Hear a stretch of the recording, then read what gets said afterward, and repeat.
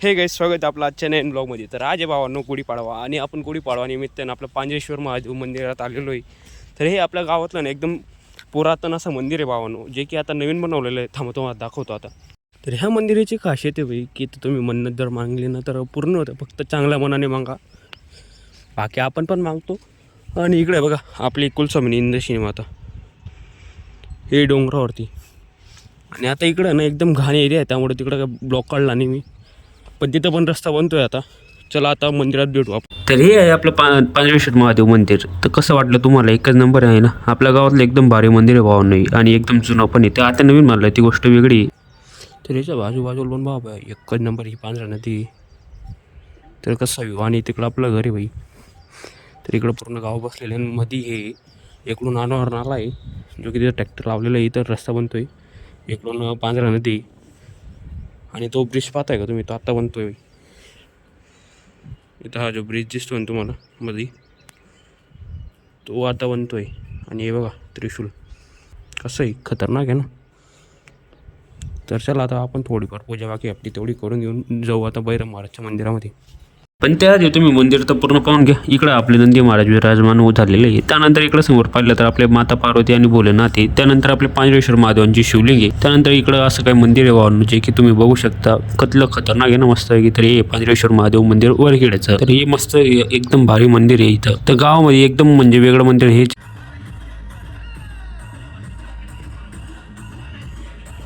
आपल्या गावाची परंपरा आहे भावांनो, जर जत्रा असली ना तर सर्व मंदिरांना ना ध्वज अर्पण करतात. तर आता इथं पांजरेश्वर महादेवाच्या मंदिरात ध्वज अर्पण करण्यासाठी जात आहे.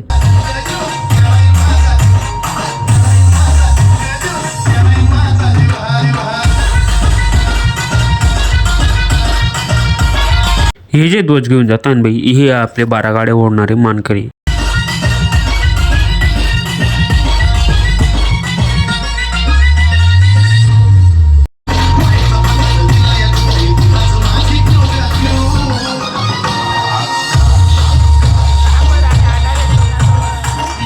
राजकारण क्षेत्राचे रामदादा पण आपल्या गावात आहे ना बाई, बैरम महाराज यांचा आशीर्वाद घेण्यासाठी आले होते. कारण की आपल्या गावाची यात्रा आहे बाई. त्याचसोबत सर्व राजकारणी लोक, पुढारी लोक पण आले होते. आणि आपल्या गावाचे सर्व मानकरी पण होते बाई, मस्त की.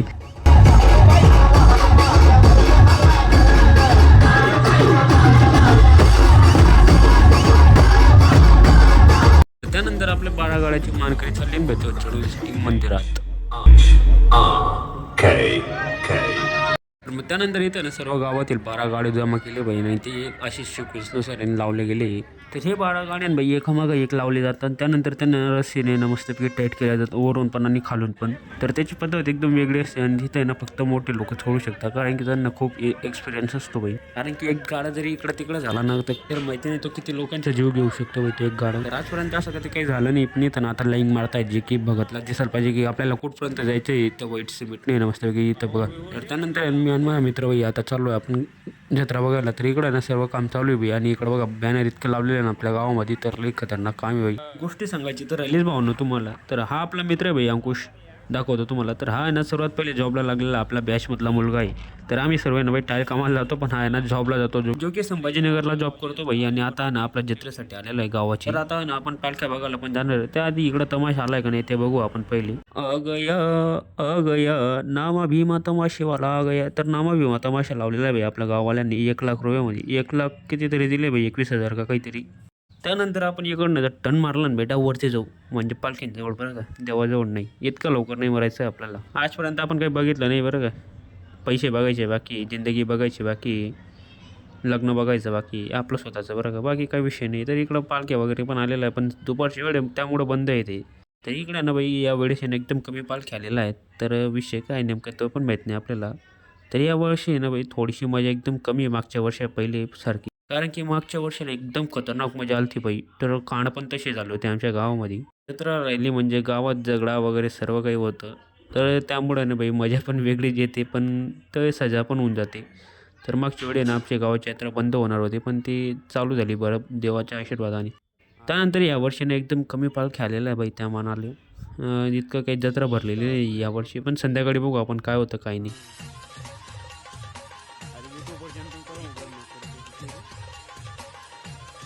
तर त्यानंतर मग काय आपण आपल्या मित्रांसोबत आलो होतो इथं ते पत्ते खेळत आहेत. त्यानंतर मग काय आपण घरी निघून गेलो बाई. तर इथपर्यंत येणार आहे बैलगाडी सॉरी बारागाडी. त्यानंतर मग काय आता इकडून गेलो आपण मग तिकडून आलो नारळ घेऊन आणि इथं बैरम महाराजांना नारळ फोडायचं बाकी तसा घडी त्यामुळे आपण इथं नारळ फोडायला आलो होतो. बऱ्यापैकी इथं चित्रपटाला चालू झालेली बाई सुरुवात. तर त्यानंतर इकडे बघून घ्या आपली बैरम महाराजांची यात्रा असते. तर हे जे बैरम महाराज मंदिर नंतर आजचे ना बाई तगद्रा ओढण्याची मान करीन बाई बैलही. तर हे बैलांना आपण मस्तपैकी सजवून वगैरे गावाची मिरवणूक काढली जाते आणि तिकडे तगद्रा जवळ घेऊन जातील आता. तर चला आता तिकडेच जातोय आपण मस्तपैकी आणि बघा किती पब्लिक आहे बाई आपला मागं. होईल बाई राडा ॲट खतरनाक बघा.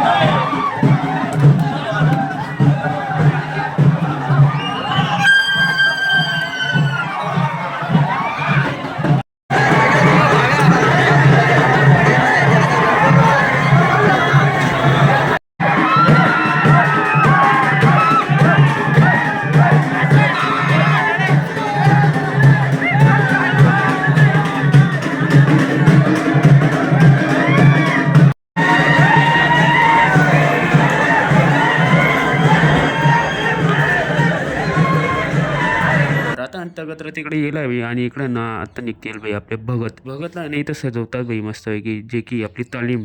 तर इकडून आता भगत निघतोय बघा तुम्ही आणि आता भगत येईल बाई सर्व गावामध्ये फिरून येईल असं देवस्थानला भेट देऊन येईल आणि मग 12 गाडी ओढायला चालू करेल. त्याआधी 12 गाडी ओढायच्या आधी बाई काही प्रोसेस असते जी की 12 गाडीचे राऊंड मारणं आणि त्यानंतर मटकी फोडणं त्यानंतर मग कोंबड्याचं मुंडकं कापणं त्यानंतर मग 12 गाड्या ओढले तुम्हाला आपल्या ब्लॉग मध्ये दिसेल. आणि आता आपला भगत पण बाहेर आलेला आहे जो की आपल्या गावाचं पूर्ण राऊंड मारेल आणि देवस्थानाला दर्शन घेईल बाई मग 12 गाडी ओढायला चालू करेल बघा आता तुम्ही. तर एक प्रोसेस असते बाई एका गावाची यात्रेची. ही आमच्या गावाच्या बैरम महाराजांची यात्रेची प्रोसेस आहे आणि या आधी पण एक प्रोसेस असते ती मी तुम्हाला या ब्लॉग मध्ये दाखवली नाही पण ते पुढच्या वर्षी नक्कीच दाखवेल तुम्हाला. ते प्रोसेस न केली ना त्यामुळे ना बघत गाड्या ओढू शकत नाही आमच्या गावाचा आणि ते प्रयत्न जर नाही केली आपण पूर्णपणे ते गावावरती एक विघ्न येऊ शकतं असं मोठं लोक म्हणतात. ते केल्यामुळे ना या ठिकाणी बघता माझी बाई दैवी शक्ती येते आणि तो 12 गाड्या ओढू शकतो आणि गावाची यात्रा ही सुखात होते.